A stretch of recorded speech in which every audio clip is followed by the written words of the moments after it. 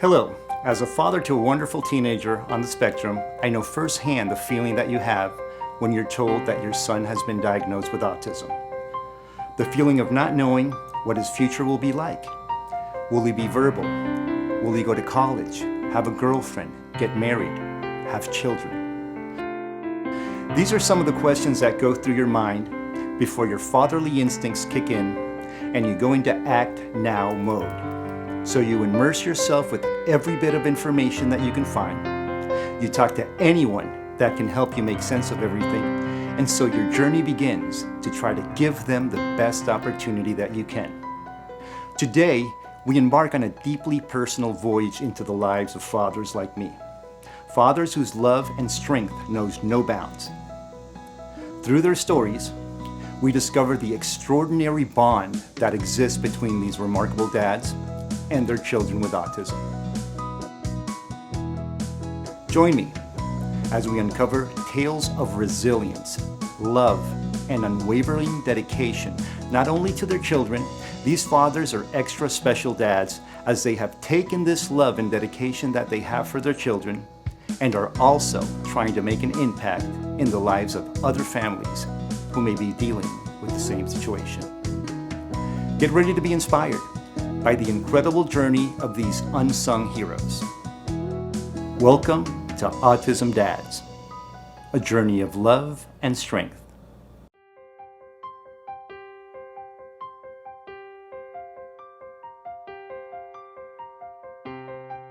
So my name is Channing Proctor, and my son is Ashton Proctor, and he's 17 years old.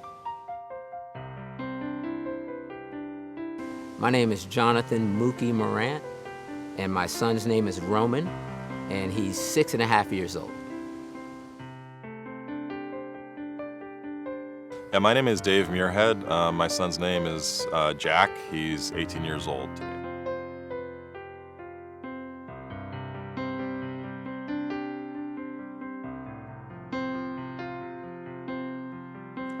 So a little bit about my son, and what I love the most is that he's just a wonderful young man. We've seen him grow up to, like I said before, he's 17 years of age now, and he's always trying new things. He's willing to go out and explore and do other things. But I love the most about him is he's just a sweet, caring guy. He gives you hugs. He's present. He's engaged. He does all those things that you'd hope a son would be. The thing I love most about Roman is his smile. It's constant. He loves to laugh, and he loves to show you his laughter. So it's almost like his gift because he's nonverbal, so his laughter. My son Jack is somebody who never has a bad day. That's one of the things I love about him the most. He has his moments like any kid does, but he wakes up every day despite his challenges and difficulties, and he has people he loves, he has things that he loves, he embraces the day, and just he makes every day the most that it can be.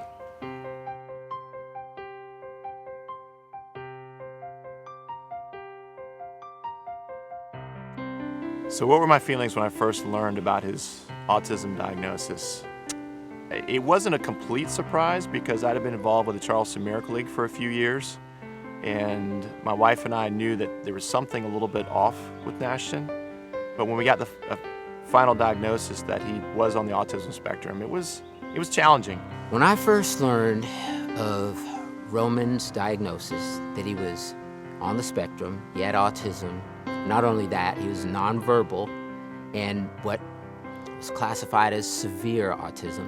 The word severe, that tugged at me. With my son, we didn't learn about the autism diagnosis initially. What we learned about first was that he had a brain disorder. There was some tears shed from the sense that there was a lot of unknowns. At that time, in 2009, there just wasn't a lot of extra research on autism, and the research you could find was all about more the severe cases.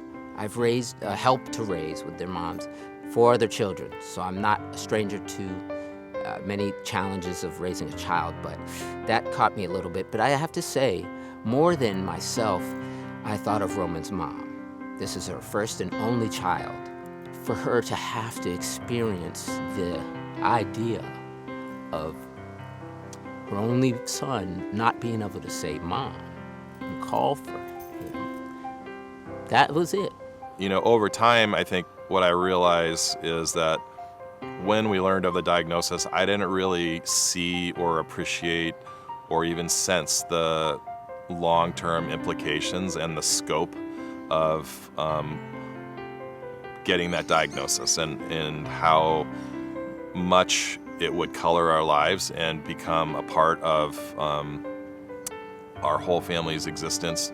There was a lot of just uncertainty, but we knew we wanted to give him as much love as we could and be patient for him and try to help him as much as we could, and I think we've done that.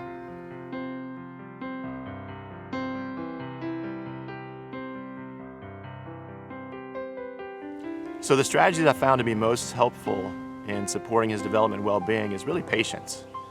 And I think that's one thing when Ashton meets strangers, and he gets on very well with strangers when he meets them, is they will ask him a question, and I think it's important just to understand that autistic people's minds are a little bit different, and they take time to process what's been asked, and patience of asking him a question and just giving him time to think about it and then giving you an answer back. The strategies I found most important in supporting my Roman's development and well-being, I would say, are first being present, being there with him. I've had the opportunity to spend his entire life, half of it with him physically, and he clings to his people. What I've tried to do, or what we try to do with him is to sort of force him to be more independent by not saving him in every situation as much and trying to get him to do more for himself, you know, as much as possible. It's not always easy to do that, and it's a challenge as a parent to prevent yourself from jumping in every time they need help.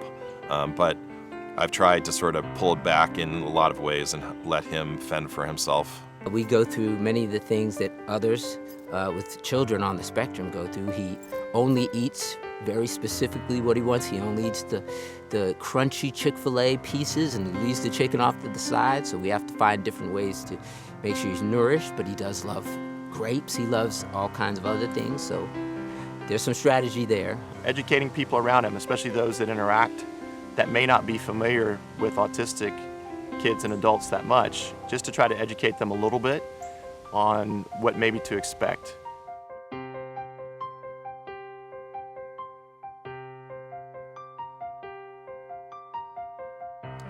So my relationship with Ashton has evolved as he's become a young adult.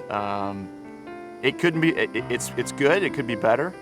I think one of the challenges is, you know, he's a teenager now, and I'll give you a great example. We were riding in the car several weeks ago, and I said, "Hey, you know, I want to do some more stuff with you. I know I throw out these ideas like to go to the River Dogs game or whatever it is," and he just sometimes just doesn't want to do stuff.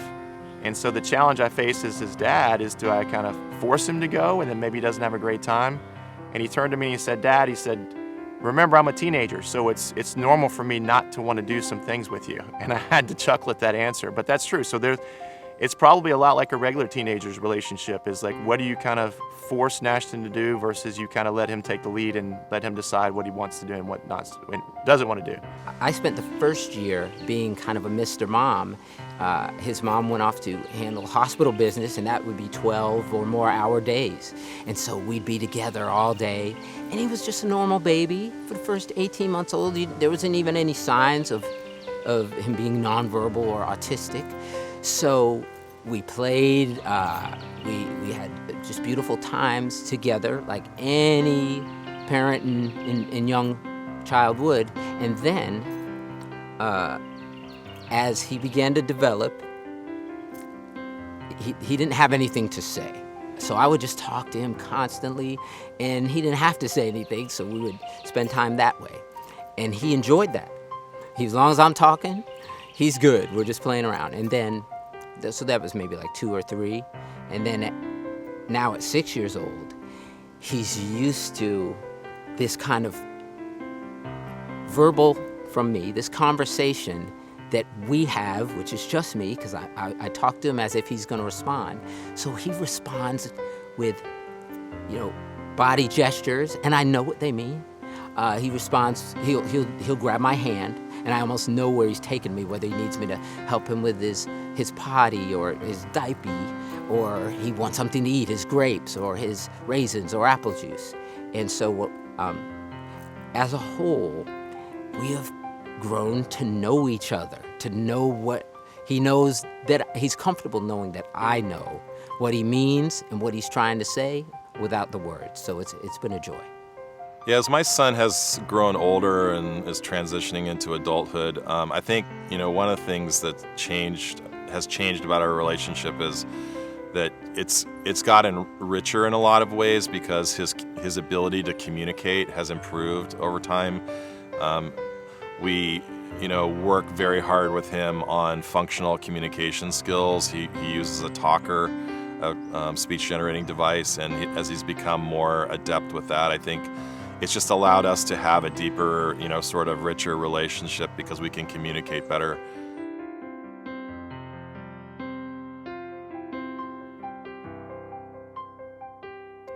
Yeah, so supporting his individual needs and while challenging in his personal growth, again, that's a fine balancing act. I think it's for a lot of parents that have teenagers in the house. Like I mentioned in a previous comment or question, is you have patience with them. You try to lay out the pros and cons of doing something, but you have to take risks too. And one of the risks that I'm super glad we were able to get nationally involved with is the Charleston County library system. And last year he was an intern. We applied for that internship, and they embraced him with open arms here on James Island at James Patrick Library. And he just did a great job there, and he was able to get that internship again this summer too. So how I balance supporting Roman's needs while also supporting his growth and progress, I tend to allow him to be himself, not have to. I have other children, and so the reason I'm bringing that up, I remember spending time as a father, and I would be pretty demanding.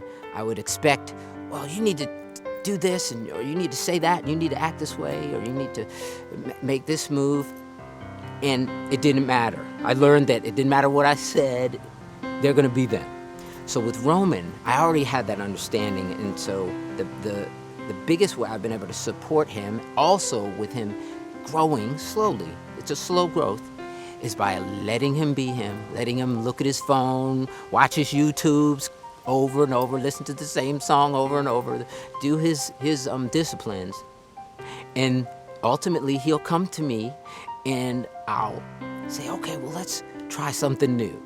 And 9, 10, 20 times he won't, but he'll still come to me, and what that tells me is that he expects me now to try and challenge him with something new, and then that 20th time, he'll start progressing. I think the way that we try to support Jack's independence, but at the same time encourages growth, and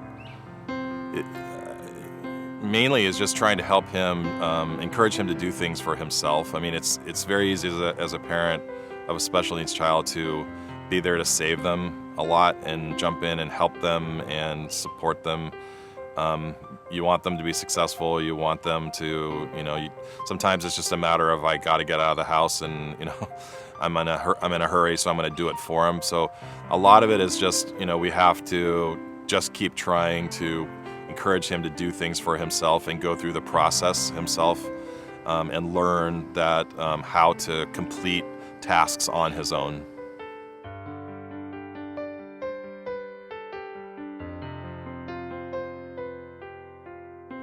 So the challenges I've faced as a parent of a child on the autism spectrum have been many. I think the biggest thing, in all honesty, was there was a lot of, I don't want to say misinformation, but just different information when he was very young. There were a lot of theories about what should and shouldn't be done with children with autism, applied behavioral therapy. For example, some people said it was great, some people said it was horrible, and gave horror stories on what had happened to their child with that. I think for my wife and I, we struggle with sometimes coming to an agreement on how to spend our resources to support Ashton. For example, I read one book at the time that said, this is your son's college, spend it now on all this therapy. And there was, I think, an auditory program that came along out of France, and it was, it was garbled sounds, and we asked the pediatrician, and he said there's really not any documented studies on the success of that. And so there was not any empirical data on if you spent $2,000 or $3,000, what that would do. We wound up doing something kind of in the middle, but I think parents have a lot of times they disagree on how to raise kids and discipline kids and create development opportunities, and it was a challenge with the spouse, especially when you don't necessarily agree on things. And then subsequently too, a lot of people just still are just not aware, and they don't understand, and so they'll rapid fire Nashton questions and they'll try to answer for him. But usually they're pretty good. You say, hey, if you just give Nashton a few minutes to answer, a few extra seconds, his mind works a little bit differently from ours, then they understand that. The challenges I face with Roman, being on the autism spectrum and again being nonverbal, first and foremost is the fact that we don't have the normal lines of communication. He can't say, Daddy, I'm hungry. Daddy, I peed my pants. So that's challenging because you just have to take it as it comes and try to learn little tics, frankly, and other lines of communication to be able to respond properly and give him what he needs. So the way I've overcome, particularly the language, the lack of communication barrier between me and Roman, has been to allow him to touch me, take me to something. It's age old. It might be considered caveman. You can't talk, he's going to bring me to what he needs. And the more that I do that, the more two things happen. I start to automatically know what he's needing, but also he's comfortable. So the more comfortable he is with me, the more I can say, and I finally am here with him, I can say, he won't say anything, he takes me to his apple juice. And I'll say, please, Daddy. He'll go, please. And I'll say, Daddy. So although he's not talking on his own, he understands that now, so he knows it's coming, and it's starting to happen a little bit more frequently and more freely on his part. There are a lot of challenges, honestly, as a parent of a special needs child. Too many to really enumerate them all, but I think some of the bigger ones are, it's been very difficult to find therapy and educational resources for him that are developmentally meaningful. So it's not that they're not available, it's just that a lot of them that we've tried have not been particularly helpful to him in terms of his developmental progress. Another thing is just there's a lot of isolation. Being a special needs parent is kind of, part of it is you're living in a world that is very hard to understand for people who don't have that situation, and so there is a bit of isolation, and just trying to find time for other members of your family, for yourself to have recreation and to be, part of a world where there's other people when you're not on the same schedule, maybe, or when you have challenges with childcare and so forth. It can be pretty hard to have a social connection to the outside world.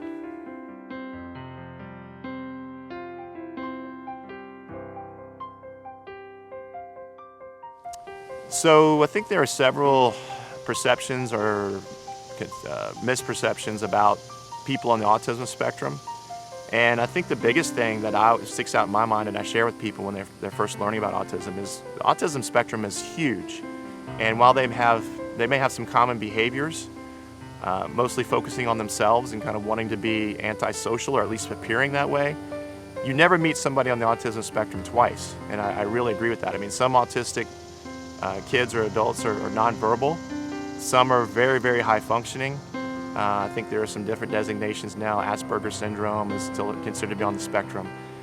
The misconceptions or misunderstandings about autism that I wish, particularly with my son Roman, again, who's nonverbal, that I wish people would actually just become a part of.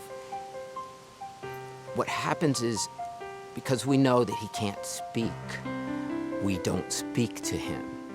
We know that he's been diagnosed with a particular situation. That's what I choose to call it. We're going to, compartmentalize him and many other children as a other. I think some of the misconceptions around people with autism and people with developmental disabilities in general is that they're all the same. They're unable to have relationships.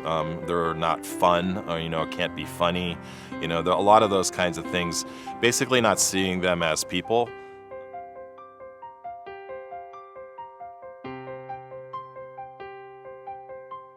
So I think there are a few things we can do as a society to be more accepting and inclusive of people on the autism spectrum. Number one is just try to better educate ourselves on what is the autism spectrum.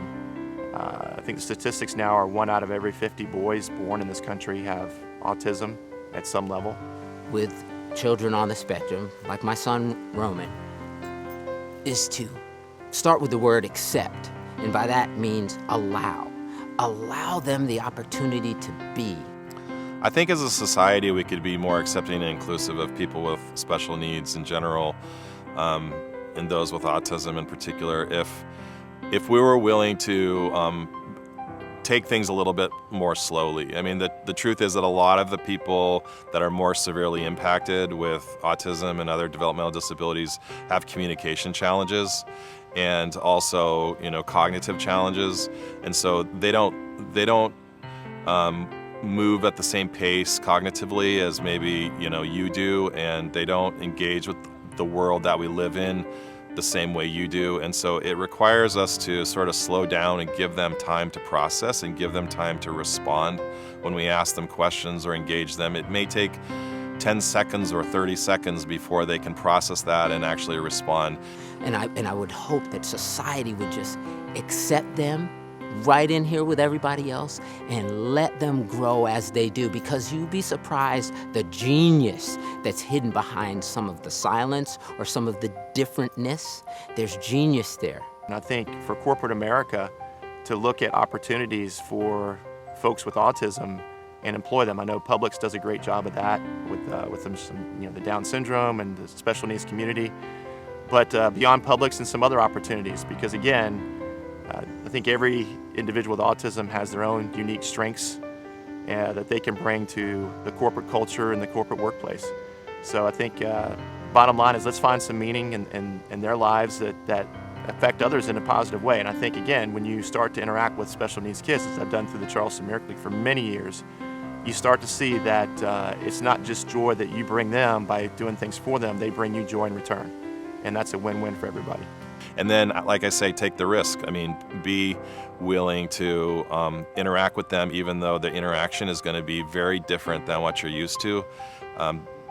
They, for the most part, I mean, there are some that are not able to do this, of course, but for many are able to interact with you and would like to. They just need you to sort of enter their world and meet them where they're at, and not you expect them to meet you where you're at. And that's just not possible for them.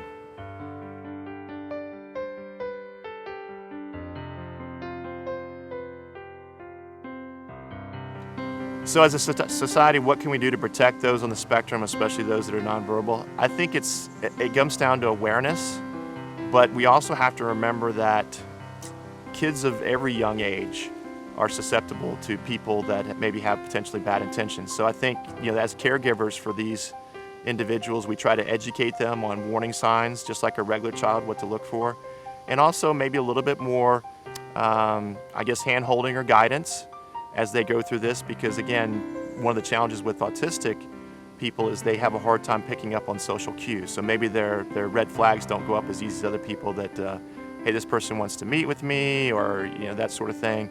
So I think we just have to be diligent, and diligence is something I know my wife and I are still trying to work on with Nashton, even though he's 17 and pretty aware of his surroundings. There's still vigilance that we need to impart. As a society, what I would hope we gather together and do to protect these children, especially children who cannot speak for themselves, is to rally around them.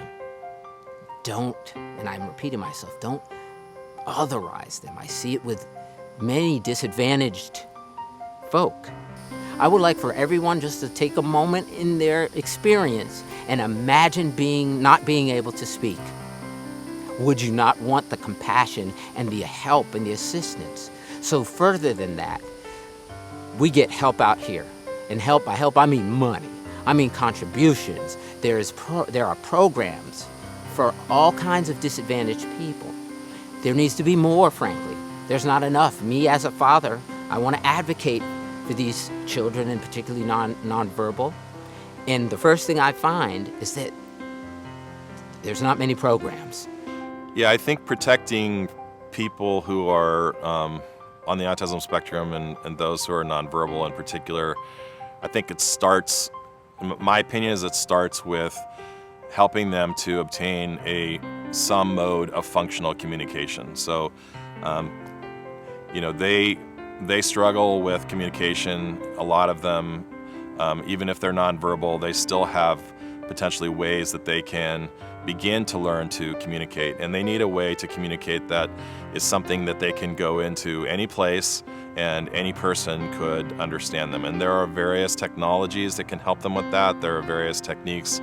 But I think that's kind of like a major aspect of it, because I think their ability to communicate and advocate for themselves a little bit and say what they want and express when they don't want something is a big part of allowing them to be safe.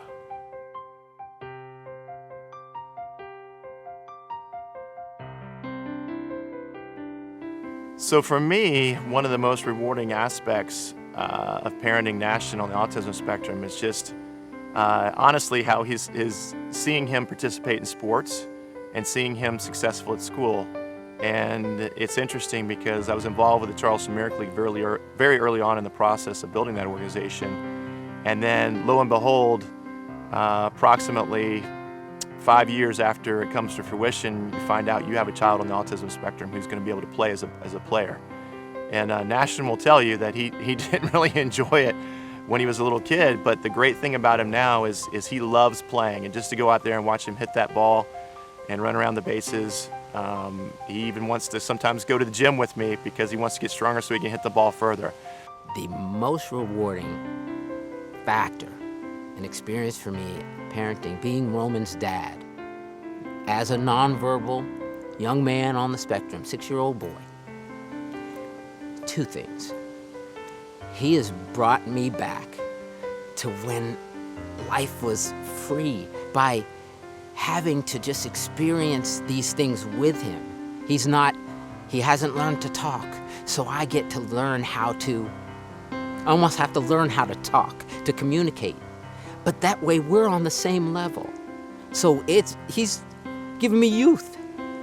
That might be a backwards way of saying it, but the truth is he's brought me joy by making me have to be part of his world. One of the things that's been most rewarding about parenting Jack and being in the world of special needs is just the people that we've met, the families, the kids, the therapists. It's a world of people who have a great deal of challenge, a great deal of courage. There's a lot of heartache at times, but there's just some wonderful people. Seeing him and talking to the staff where he goes to school, he goes to James Island Charter High School, and talking to the staff there and how he really puts forth an effort to try to learn. He's not perfect, nobody is, but he's always trying to improve. And I think the great thing about Nashon is probably better than most kids is you tell him something once or maybe twice. It's rare you have to tell him twice, but he does it. He tries to improve and get better. And that's been a wonderful thing as a parent to observe, and I'm very proud of him for that. And the other thing, in his world, there is happiness. He's not jaded. He's not concerned with what he looks like. Like, I have to say, as society, we know how we are. And I'm not faulting anyone. But the freedom and the ability to just be loving and laugh and smile like all of us did, frankly, when we were little kids, it gets choked up as we grow because we get the cares of the world. So the most rewarding thing being Roman's dad is having a new version of communication that will one day lead. I believe that one day he will read the words I share with him. One day we will have a conversation, and then I'll also still have this new form of love for a new kind of dialogue. So. It's hard to overstate, how amazing it is to watch, families whenever their child is starting to flourish and making progress finally, and they and just the sense of relief and the sense of encouragement that they have, and that just seeing that, being part of that community, I think has been a big rewarding aspect of it, of parenting Jack.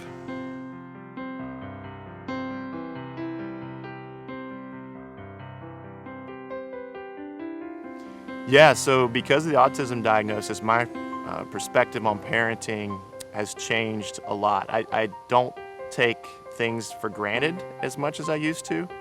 And then also you think about just everybody in life and how many things have to go quote unquote right to be what's considered to be normal. And I think it's given me a sense of understanding of others and more patience with others and empathy for what others may be going through. And I think one of the big challenges we face in this country right now is the mental health crisis. And autism is a mental health issue in the sense that you can't see a lot of times physically. Sometimes you can see what's going on physically, but other times you're not really sure. So I think it imparts on us, the general society at large, to really dig a little bit deeper and figure out what's behind each individual, and especially folks with special needs. Since Roman was diagnosed with autism, my perspective and the way, my brand of parenting, which I can't say, I basically have learned that I didn't know jack about parenting back then. I think my kids made it easy. They came out talking and doing all the things. So that was parenting. But with Roman, it's tender love and care every step of the way, potentially till he's 15, 19, 20, 40. But knowing it now and having this bond and this love, there's a love here. It's kids, my other kids, if you're watching, no disrespect, but I am learning how to love again, more than I ever had before. So this has changed my whole world. It's opened me up to real parenting, in my humble opinion. Well, my perspective on life post Jack's diagnosis has been sort of pushed in the direction of realism and kind of getting down to basics, and it sort of forces you to focus on long-term things and what's really important, and what can we do today to have the best impact on the long term and of his life. And so I think it just it sort of has a reducing, clarifying effect in a lot of ways. And we still try to have fun. We still try to go on vacations, and we still try to have, aspects of our lives that are not totally colored by that, but it certainly kind of forces you to focus on the main things and focus on the long term.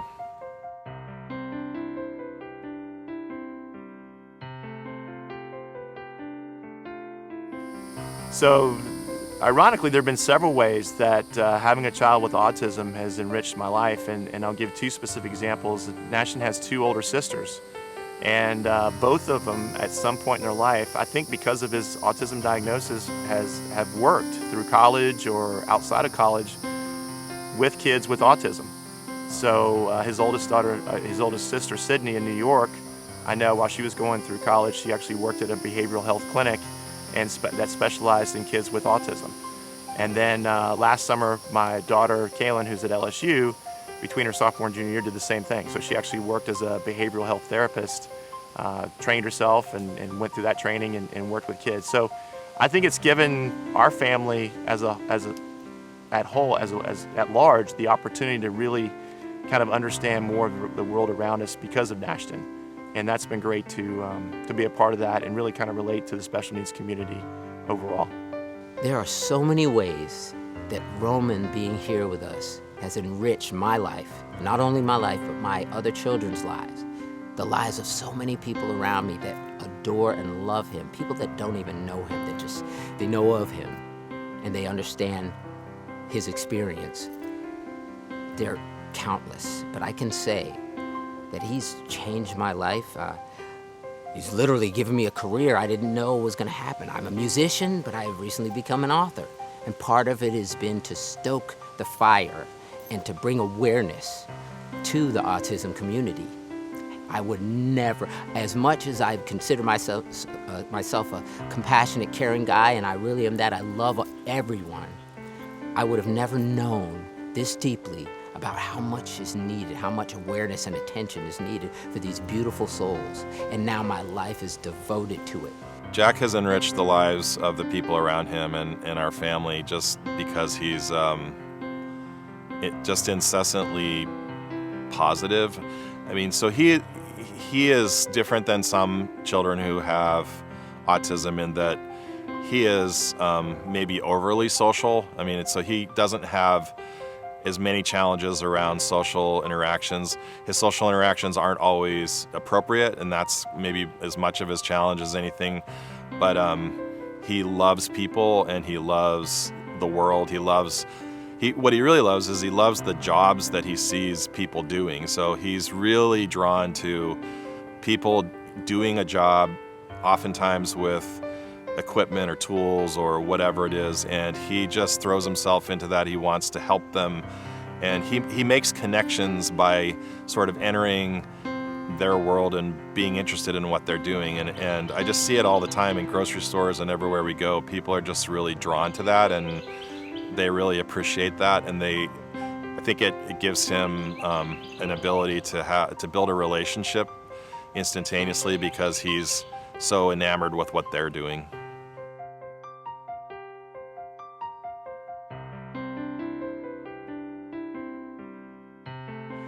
So my son's autism has changed me in a few different ways. And one way that I think that's most profound is I try to look at things a little bit more from his lens. I like to say if I had a superpower, it would be to go into other people's minds and kind of experience the world as they're experiencing it and what are their thoughts.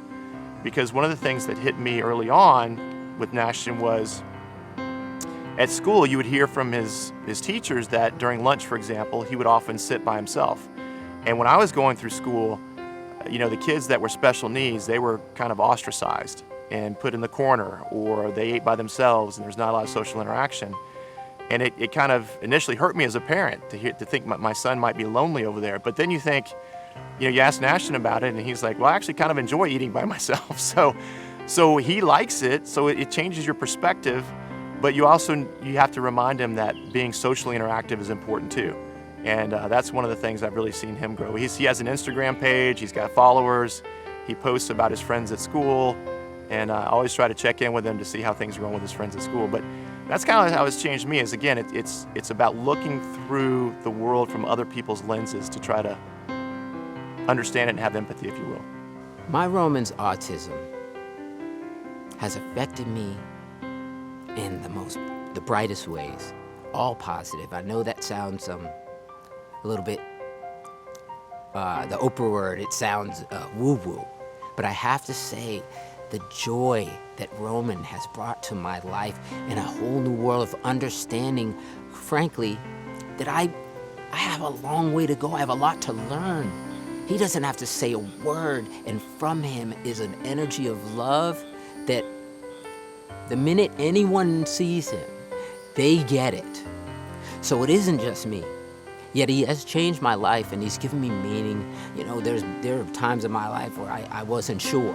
But this young boy, with all the challenges, I get to be right here with him and fight for him. I get to have a new purpose. I don't wish this. I want him to talk. I want him to have all the things. I want him to be able to say, Mama, Daddy, all the things but because that isn't his life, at least right now, I get to step in and soldier for him. And I take honor in that more than I've ever in anything before. So he's given me meaning and purpose. So I'm thankful for my little boy. I think Jack's autism and his brain disorder and just his challenges in general have forced me to become more patient in a lot of ways. I have to slow down probably the pace of life that I would otherwise, have, or the schedule I would otherwise have. But I think maybe more than anything, it just has focused me on being compassionate and being there to support somebody who really has a lot of challenges and is trying to make his way in the world. And he can only do so much, and a lot of what the quality of his life depends on me. And so I think it's sort of turned my focus outward a bit, and on him and other kids like him. What can I do to make their lives better? What can I do to support them and just give them the best long-term quality of life that's possible?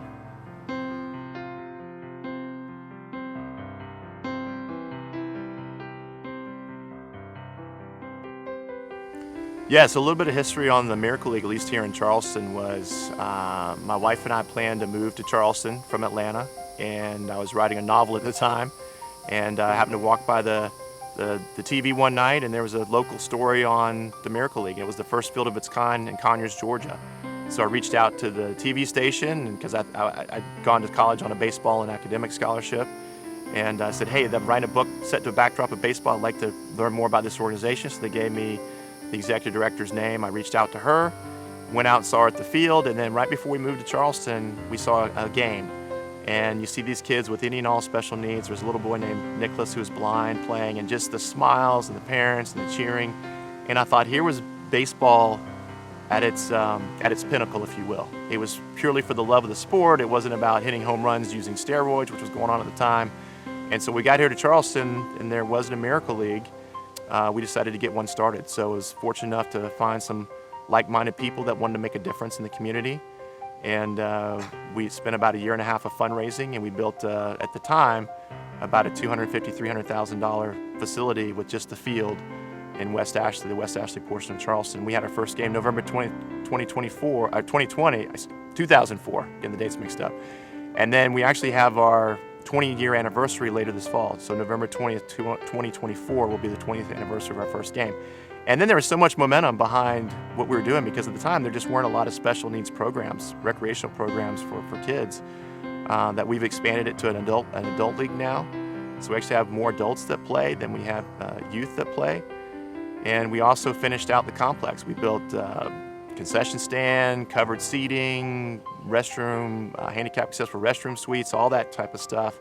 So it's about $1 million complex, and the city of Charleston was a great partner in that project, and it's been wonderful to see it evolve over time and still stay consistently, and it is today, a fully functioning nonprofit, not run by the city or anything else. But there are Miracle Leagues across the country, and I would encourage anybody who sees this to just search Miracle League in your area, and you'll find resources, and you'll probably find one you can drive to and participate in. I would highly encourage that. So I started writing personal letters to my son Roman before I knew that he was going to be diagnosed on the spectrum, nonverbal, severe, quote unquote. I was just excited that I was a 50-year-old man about to have a beautiful baby boy. That's for another show. So I started, I had never done this with my other kids, but I just, something in me wanted to share with him so that one day he could read it and read it together, what I felt. Turns out, he doesn't read yet, or he might never read. He doesn't write, he can't speak. So I just never stopped writing to him. So I gathered all of these writings, very personal, but very open, and I put together a collection of them with some context, a few pictures, very small coffee table book. And I've recently produced that. It's going to be available soon, and with the sole purpose, proceeds-wise, of going to directly help and assist families on the spectrum. No bureaucracy. You don't have to fill out anything. You just have to. If you have a child, particularly in my case, nonverbal like my son, and you need help like I have and Roman's mom, and so many of us, see me. If I have it, it's yours. I know that's old school, but the idea is that we get, again, community. You need me, I'm here, because I might need you one day. And my ability comes from my creativity, whether it's in music or it's writing. So I have the opportunity, and I dived in. And so I wrote a book. It's called Letters to My Son Roman, Love on the Spectrum. Hopefully me and my brother Hector, who's filming this today, will be able to join in on some parts of that that involve a foundation and just beautiful things, and all for Roman and beautiful children on the spectrum. My wife and I founded a nonprofit called the Beautiful Gates Center about 10 years ago. We opened our doors about 3 years ago, and we have a number of programs for kids who have any developmental disability. A lot of it is, autism, but it could be brain disorders or all kinds of different things. And it's modeled after the Joshua School. It's a center-based, interdisciplinary program. We have speech language, pathologists, behavior therapists, occupational therapists, and special educators that work together in a very tightly knit group, one-on-one delivery. And then we also have a therapy clinic that provides speech, OT, and ABA therapy on an hourly basis to those who have, Medicaid or private insurance. And that whole effort is just basically meeting our practical need for Jack, but also trying to bring what we saw be successful to this area and to the many families that we know here who have kids who need that kind of very intensive therapy and educational focus that's oriented towards functional communications, basic life skills, adaptive skills, building from a foundation into the academic skills, but recognizing that they have really fundamental needs that are not the kinds of things that oftentimes the public schools even have the ability to focus on because of what their mandate is.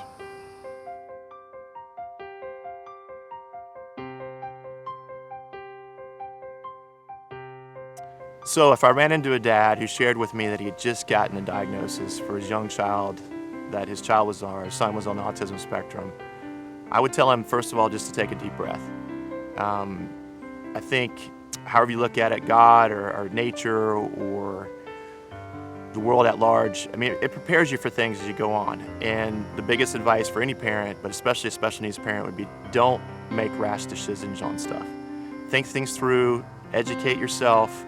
I think, again, the great thing today in 2024 is that there are so many more opportunities for special needs individuals and people in the autism spectrum than there used to be years ago. So there's a lot of help out there. My wife had a cousin who was diagnosed, I don't even know if they've diagnosed him with autism, but he has autism. But he's now almost 50 years old. And when he was going through this, there were, they use the R word, so to speak, for those types of individuals. So we've come a long way as a society. We still got a ways to go. But I would say don't panic with that newly diagnosed autism dad. And really just kind of sit down and chart out a little bit of a course. Plan for the next few years, but know things are going to change. And do what you can resource-wise. But again, I think the most important thing is to just show love and support. And that's what my wife and I always agreed upon. We were always going to love Nashon as much as we could, give him that patience and show him support and do what we could for him. The one advisement I would give to another dad who had just received the diagnosis that his child, or even a mom's, is on the spectrum, is that it is not them on the spectrum. I call it autism families. I don't know if anybody else does, but the way I see it, if it's him, it's me. We're on the spectrum together. Because he's not going to do life by himself, and he shouldn't. None of our other children do. None of us do life by ourselves. We get married. We have other children. We do it together. He's not going to be alone, so he's not on the spectrum. He's not autistic. We are. We're autism families. If we can do that and frame it that way, I think we'll be on to something together. I think one piece of advice I would give to a dad whose child just received an autism diagnosis or any diagnosis is keep firmly focused on the future, on what you want to try to achieve for your child. Be realistic, but hopeful and positive. There are different levels of autism, and what the future looks like for a child who's, level 1 is very different than what it looks like for a child who's level 2 or level 3. And so it's important to know what the reality is and what the realistic, possibilities are for your child, and then to build towards those and try to exceed those as best you can. But think of your child as a person of possibilities, somebody who has a lot of potential, and somebody who just needs to be given a different way of accessing the world, different way of learning, and supports that will help them to achieve things that they want to achieve.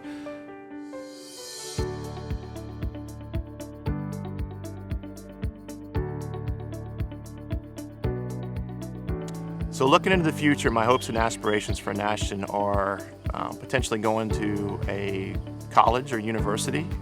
There are some out there now, the University of Cincinnati, Clemson University, some others that actually have programs geared towards special needs individuals, and we're starting to explore that opportunity now. I know one of the big challenges from just doing some initial research is that those programs are very popular and they're very expensive. And so thankfully, we have some of the resources to make that happen, but I wonder how families with limited financial resources can really afford some of those things, which could be a big part of Nash's development into an adult. If he can, because let's face it, he is a teenager, and although he listens well and he tries to do what you tell him, it's still valuable to have other people that have the knowledge explain things to him and try to do things a little bit different, set goals for him or help him set goals. Because that's what college is for, is to stretch yourself and to acquire some life skills that can help you be more independent. I don't know if Nashton will ever be fully independent, but that's where we're gonna give him that chance to go in and hopefully learn some of those skills and have meaningful work life and connect with others. And will he ever be married? I don't know. You ask him. There's a great Netflix series out there called Love on the Spectrum. But Nashton's not interested in love at this point. Will he ever be interested? I don't know. But my goal is to set him up. My aspirations are to set him up so that he has those opportunities to lead as normal of a life as possible in the future. My hopes, if I'm looking into the future for Roman as he begins to become a teenager, young adult, and ultimately an adult on the spectrum, is that most of all, that he would get a continuous embodiment of love from all that come to know him, that he would have the opportunities and that he would have the advantages that we all have simply by being able to speak. And if he can't speak, let's allow him to be the way he is and still let him be what he's good at. He will grow into who he is if we just support that. It's a tribe, not just me. So that's my hope. Well, I tell you that, the thing that keeps me up at night is not what happens while I'm here and over the course of, the life that Jack's had in the next, 20, 30 years, whatever it is. It's the probably, 40 years or more that Jack is likely to live past the point where I'm able to take care of him. And it's that long-term future and what the things that he needs in order to be successful and live in that world for that period of time in a reasonably high quality, life. It'll be in a group home, I'm sure, but there are different types of group homes, and some of them won't take a child who isn't potty trained, for example. And so there are things, basic functional communication, adaptive skills, life skills, things like that I view as being the crucial foundational skills that he has to have for his long-term future. And so we're investing as much as we can in building those skills in him in order to launch him into that future where I hope that he will have more time for doing things that he enjoys and where he can be part of a community, where he can have friends that are part of his life for a long period of time, and where he's safe because he has basic skills. As we conclude this heartfelt journey with these remarkable fathers, one thing remains abundantly clear. Their love knows no limits, their strength knows no bounds. Through every smile, every tear, and every triumph, these dads stand as pillars of unwavering support and boundless love for their children on the autism spectrum. Let their stories be a beacon of hope, an inspiration for all who walk a similar path. Remember, in the tapestry of life, it's the threads of love that truly make it extraordinary. Thanks for watching, and please like, share, and subscribe to the Autism Broadcast Network, your resource for all things autism.